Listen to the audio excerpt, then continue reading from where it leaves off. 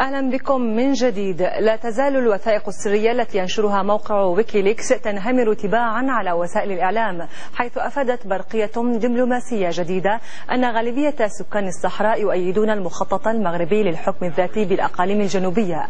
هذا وأوضحت الوثيقة الفرق بين تنافس سياسي حقيقي يسود جنوب المغرب والنظام الذي تقيمه البوليساريو على الطريقة الكوبية.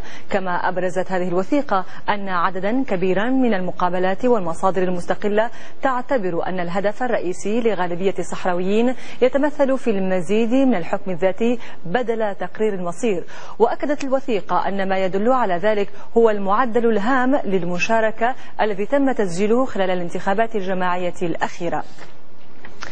كما كشفت وثائق نشرها موقع ويكيليكس مؤخرا عن حقائق مثيرة تتعلق بهيمنة الأجهزة الأمنية العسكرية الجزائرية على مختلف أوجه الحياة في الجزائر. ورسمت الوثيقة صورة قاتمة فيما يتعلق بحقوق الإنسان والفقر المدقع الذي يعيش فيه عدد كبير من الجزائريين رغم الثروة النفطية. كما تحدثت الوثائق عن عودة أعمال العنف بشكل لافت إلى هذا البلد المغاربي. مريم البودادي والمزيد.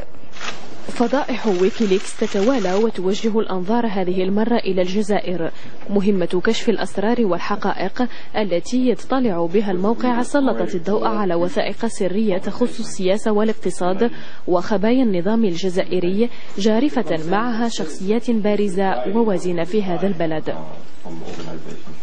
جوليان أسانج استخدم ويكيليكس لتعريف العالم بممارسات الأجهزة الأمنية الجزائرية وسيطرتها على مختلف أوجه الحياة في البلاد.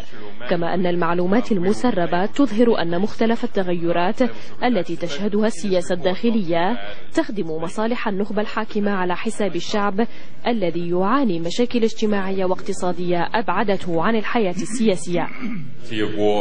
ارتفاع كبير في مداخيل الدولة الجزائرية ورد أيضا ضمن المعلومات التي كشفها ويكيليكس، ذلك أن احتياطياتها من العملات الأجنبية سنة 2007 بلغت 110 مليار دولار.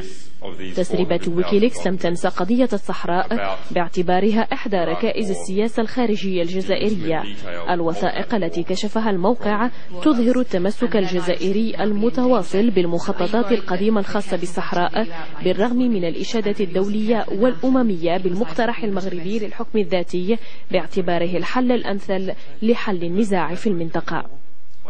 ويكيليكس فتح ملفات كانت في الظل لسنوات لتبقى لردود الفعل الكلمة الأخيرة في الموضوع. الجزائر الآن في الواجهة، والأيام القادمة وحدها كفيلة بكشف الاسم التالي على لائحة المفضوحين إلكترونيا.